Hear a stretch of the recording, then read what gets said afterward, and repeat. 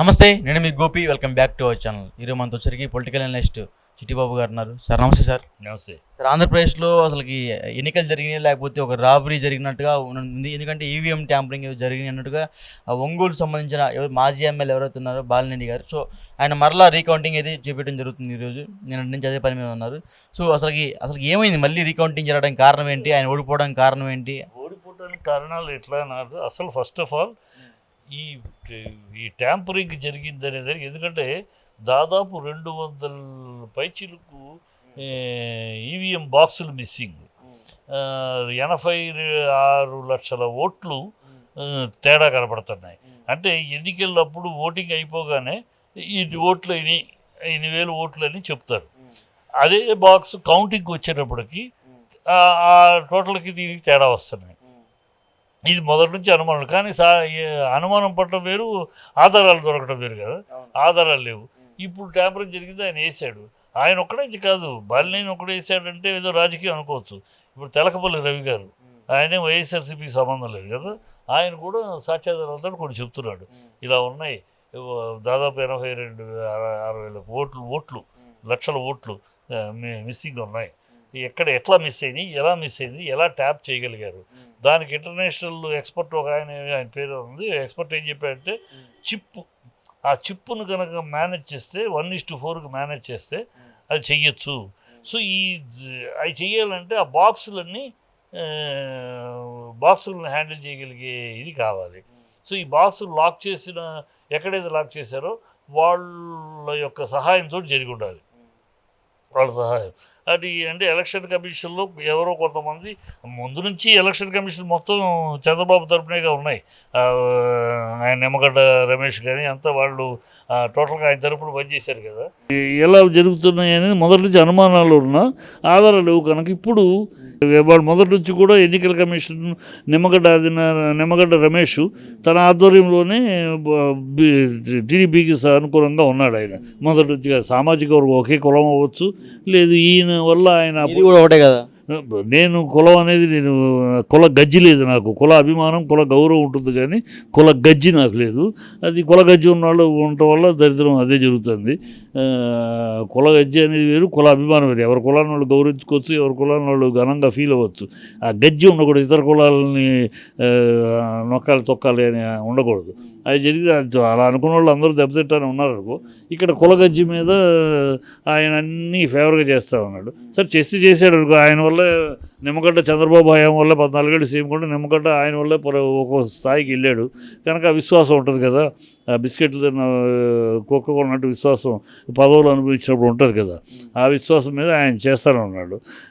తిలకపల్లి గారికి ఏ సంబంధం, ఆయన బయట పెట్టాడు కొన్ని విషయాలు. ఇంకెవరో అతను ఇలా చేయొచ్చు, ఇది జరిగింది. ఎన్నికలప్పుడు పవన్ కళ్యాణ్ చంద్రబాబు ప్రచారం ఇచ్చారో తిరుగుతున్నారు. లోకేష్ ఎక్కడా పెద్దగా కనపడలా. లోకేష్ ఈ పని మీద నిమగ్నమై ఉన్నాడు ఎన్నికలప్పుడు. అందుకనే లోకేష్ 22 సీట్లు పవన్ కళ్యాణ్ గెలుస్తాడు, నేను 1,00,000 మెజారిటీతో నేను గెలుస్తాను, మేము 150 పైచీలు గెలుస్తాము. ఇంత గంటాపదంగా ప్రజల్లో అప్పుడేమో గంటాపదంగా వన్ సైడ్ వెళ్ళలేదు కదా. ఎన్నికలప్పుడు ఎన్నికల ఓటింగ్ దాకా వన్ సైడెడ్కి ఎక్కడా కనపడలా. అటు ఇటు కొంతమంది ఇటు అంటున్నారు, కొంతమంది అటు అంటారు. ప్రజలంతా మూకుమ్మడిగా వన్ సైడ్ మాట్లాడాల. కానీ లోకేష్ మాత్రం వన్ సైడెడే చెప్తున్నాడు, ఇలా వస్తే ఎలా చెప్పాడు. ఎన్నికలు కౌంటింగ్ స్టార్ట్ అవ్వగానే డౌట్ స్టార్ట్ అయింది. కౌంటింగ్ స్టార్ట్ అయిన హాఫ్ అన్ అవర్కే 20,000 మెజారిటీ, 30,000 మెజారిటీ. ఎట్లాది?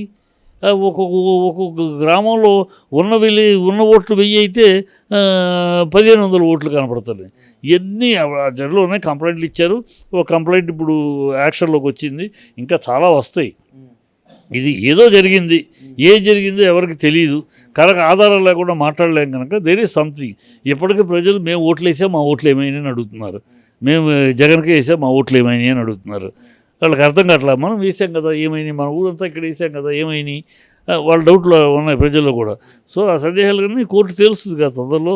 అది ఏదో మొత్తానికి జరిగిందనే అనుమానం ప్రతి ఒక్కరిలో ఉందమ్మా. అది రాజకీయ అంటే లాస్ట్ టైం జగన్మోహన్ రెడ్డి గెలిచినప్పుడు కూడా అందరికీ ఎట్లానే అనుమానాలు వచ్చాయి కదా 151 రంగానే. అప్పటి పరిస్థితికి ఇప్పుడు పరిస్థితి అప్పుడు ఏంటంటే తేడా అయింది, ఇప్పుడు తేడా అయింది. చెప్తా. అప్పుడు చంద్రబాబు ఆ, అమరావతి విషయంలో కానీ యూటర్న్ బీజేపీతో గొడవ పెట్టుకోవడంలో కానీ యూటర్న్ చేయటంలో కానీ ప్యాకేజీ గొప్పది అని చెప్పి తనే ప్యాకేజ్ ఒప్పుకొని తీసుకొచ్చి స్పెషల్ స్టేటస్ ఏముంది సంజీవిని అని వాగి మళ్ళీ తనే యూటర్న్ చేసి స్పెషల్ స్టేటసే కావాలి అని మళ్ళీ మాట్లాడి ఇది ఇద్దరు ప్రజల్లో చులకనయ్యాడు. ప్రజలు చులకన అవటం వల్ల ఆల్టర్నేటివ్గా ఇతను ఉన్నాడు అడుగుతున్నాడు కదా ఇద్దామని ఇచ్చారు. ఇప్పుడు ఆ పరిస్థితి అది కాదు. ఇప్పుడు ఆ చులకన అవడం పరిస్థితి కాదు. ఈ సంక్షేమం పొందిన ప్రజలు 62 లక్షల కుటుంబాలు వేసి అందులో 40% వచ్చింది ఓట్లు. 40% ఓట్లు ఊరినే రాలా. మామూలుగా అయితే రిజెక్ట్ చేసి ఉంటే పర్సెంట్ తగ్గేది. 40% ఓట్లు వచ్చిందంటే ఈ సంక్షేమ పథకం పొందిన వాళ్ళు వేశారు. కానీ ఎక్కడో గోల్మాల్లో ఏదో మొత్తానికి జరిగింది. అది ఏమి జరిగింది ఎవరికి తెలియదు. కానీ బయటపడేదాకా కోర్టు నుంచి బయటకు వచ్చేదాకా అన్నీ వచ్చేదాకా మనం మాట్లాడలేము. గెలవడం అయిపోయింది. ఇప్పుడు తెలుస్తుంది. తెలిస్తే ఇప్పుడు ఒంగోలు తెలిసిందే అనుకో పరిస్థితి అండి. ఒకవేళ తెలిస్తే పరిస్థితి సార్ పరిస్థితి రీఎలక్షన్ వస్తుంది. అంతేగా రీఎలక్షన్ వస్తే అప్పుడు ప్రజలు తగిన గుణపాఠం చెప్తారు. అది చూడాలి. మనం తొందరపడి మాట్లాడటం కాదు. ఆధారాలు ఉన్నాయి. ఇప్పుడు ఒంగోలు ఎప్పుడైతే రీఎలక్షన్కి సుప్రీంకోర్టు అంగీకరించిందో ఎలక్షన్ కదా రీకౌంటింగ్కి అంగీకరించిందో మిగతా వాటిలు కూడా తేలుతాయి కదా. మిగతాయి కూడా వస్తాయి అప్పుడు రీకౌంటింగ్లు వచ్చి వీళ్ళ తప్పని తేలిందనుకో ప్రజల్లో మొత్తం తేడా వచ్చేస్తుంది. అప్పుడు గవర్నమెంట్ రిజైన్ చేయక తప్పదు. అన్నీ ఇలాగే గెలిచారని ప్రజలు వచ్చేస్తుంది. ప్రజలు తప్పేవరది ఎవరు తప్పి ఉంది? ఎలక్షన్ కమిషన్ తప్పు. ఎలక్షన్ కమిషన్ చంద్రబాబు మనిషిగా పనిచేసింది అని మొదటి చేస్తుంది. కానీ ఇంత దారుణానికి వెళ్తుందా? ఇంత ఈవీఎంలు మార్చేసే స్థాయికి వెళ్తుందా? ఈవీఎంలు మిస్ అయ్యే స్థాయికి వెళ్తుందా? 200 పైచీలకు ఈవీఎంలు కనబట్టలేదు అంటే అది అర్థం కాని విషయం. ఎలా మిస్ అవుతాయి? మిస్ అయిన ఓట్లు ఎవరికి మిస్ అయినాయి? ఏ లెక్కలో మిస్ చేశారు? ఏ క్యాల్కులేషన్లో ఎక్కడ ఎవరు ఓట్లు పడ్డాయి? ఈవీఎంలు మిస్ చేయమన్నారా? ఇవన్నీ ఒక ఇన్వెస్టిగేషన్లు తేలాల్సిన విషయాలు. తేలని చూద్దాం. ఏమైనా తేలాడు 2-3 ఏళ్ళు అవుతాయి. ఇంకేముంది? అధికారం మళ్ళీ ఎలక్షన్ వచ్చేస్తుంది. కనుక ఈ పెద్ద దాని గురించి కాకపోతే ప్రజలకి కనువిప్పు కలుగుద్ది. ఇలా కూడా ఎన్నికల్లో గెలవచ్చు. చంద్రబాబు ఇన్నాళ్ళు ఏం చూపించాడు జనాలకి?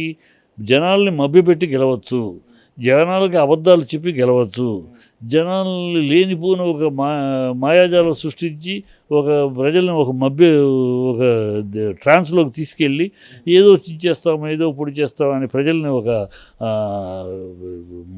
దీని మత్తులోకి తీసుకెళ్ళి మనం గెలిచేయచ్చు అని ప్రూవ్ చేశాడు. ఇప్పుడు ఇంకో కొత్తది ఇలా కూడా గెలవచ్చు, ఇలా కూడా ట్యాంపరింగ్ చేసి గెలవచ్చు అని ఇంకోటి చూపిస్తారు. అది ప్రజలకి కూడా మేధావి. దాంట్లో కూడా మళ్ళీ మేధావి అంటారు కదా. చాలా మేధావి అండి ఆయన. కనుక ఇలా చేయగలిగాడు. ఫ్రాడ్ చేయటం కూడా మేధావితనం కదా ఒప్పుకునేది. మన జనాలు ఉన్నప్పుడు ఏం చేస్తాం? ఆయన ఫ్రాడ్ చేస్తే కూడా చంద్రబాబు కనుకేనండి ఇలా తిమ్మిని మొమ్మిని చేసి ఇలా గోల్మాల్ చేసి ఏమైనా చేయగలండి. సమర్థుడండి. అది సమర్థత కింద చెప్పే జనాలు మన జనాలు ఏం చేస్తాం? అది ఓకే సార్, థ్యాంక్ యూ.